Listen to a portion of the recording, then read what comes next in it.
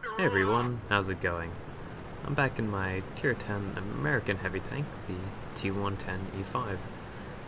Tank I haven't shown a lot, actually, or even that recently. And that's because I don't play it that often. And the reason for that is I don't like it as much as my M103, the Tier 9 American heavy tank. Which is a bit strange, honestly, because I like my M103 a lot.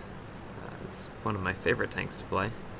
And the T110E5 is statistically just a better M103. It's got better stats on the gun, same penetration, but better accuracy, aim time, reload, and so forth. It has better armor, frontally at least. The side and rear armor are the same, I believe. It's smaller, so less of a profile to be hit from long range, especially. I would assume also the camera rating is better, but it's a heavy tank, so camera rating is not exactly its specialty. And it's even faster than the M103. The M103 was no slouch when it came to speed. Well, it certainly wasn't a fast heavy tank, but it wasn't slow either.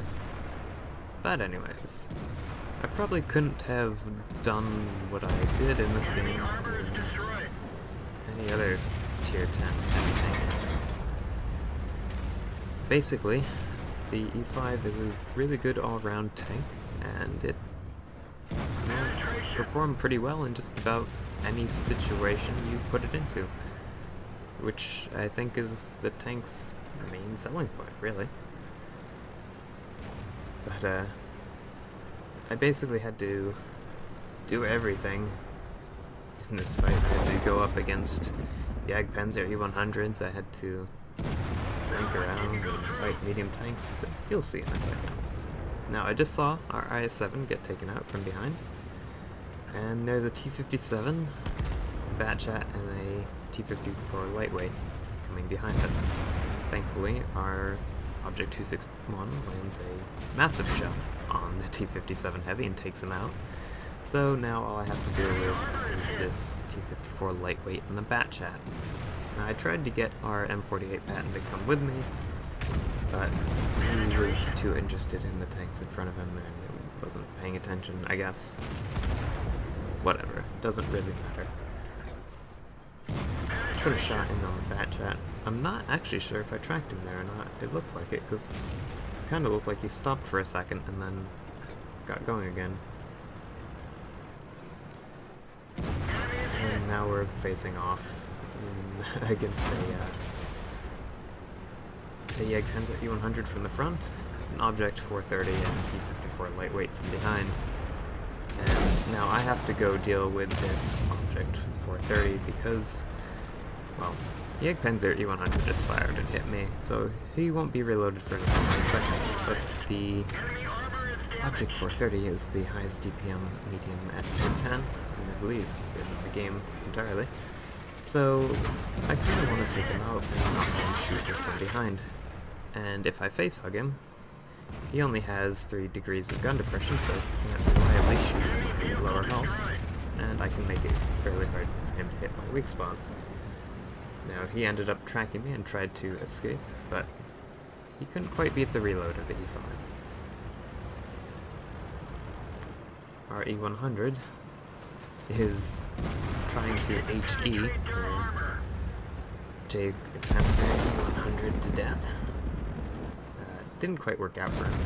Enemy armor is destroyed. Snapchat on the Batchat? No, snapshot on the Batchat before he was able to get away. And the Patton finishes off with the Jagdpanzer E100. And now I'm just trying to stay already safe behind these buildings, because they still have an Object 261 and an M40-43 in play. And those are some dangerous artillery that I don't want to get hit by. Now, I'm about to come across their IS-3, and he's in a very strong position to counter me. until he turns too far and exposes his side armor like that. But with this IS-3 is actually playing pretty smart. He's reverse side scraping, which is very effective in IS-3. Unless M46 Patton goes and lands on him. So, that just happened. Anyways, time to go after the artillery. But I don't want to be too far out in the open because they do still have a T-30 that has not been spotted yet. Take a shot at the M43, don't kill him, unfortunately. He fires and misses, but the Object 261 does not miss, and that was a big shot.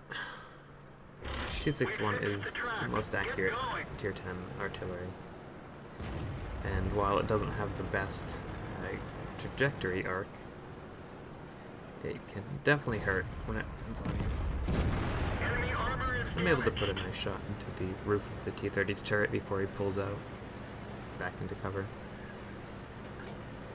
but not before he finishes off my M46 Patton teammate. And now I'm feeling very much alone against a T-30, who is using the 120mm gun, so he's got a decent reload on it. And the penetration is certainly not bad. So he could conceivably one-shot me at the moment. So going toe-to-toe with a fairly healthy T-30 in my one-shottable E5 is not exactly the most profitable engagement. So I decide to sit back and wait for the Conqueror to come spot him, or do whatever he's going to do. Now, the T-30 doesn't have the best view range, but unfortunately I can't actually spot him if he pokes out that corner, because my view range is not fantastic either. I mean, it's fairly decent at 420 meters, but it's not far enough to spot him. But if he does come out into the open, I'll spot him first, because I'll be behind cover, I have the better view range, and so on and so forth. It actually takes the Conqueror quite a while to get up to where he spots the T-30, so I'm just going to skip ahead until then. Okay, T-30's been spotted. Put a shot into him. He's not able to spot me from this distance, so I can just fire away all I want and still be invisible.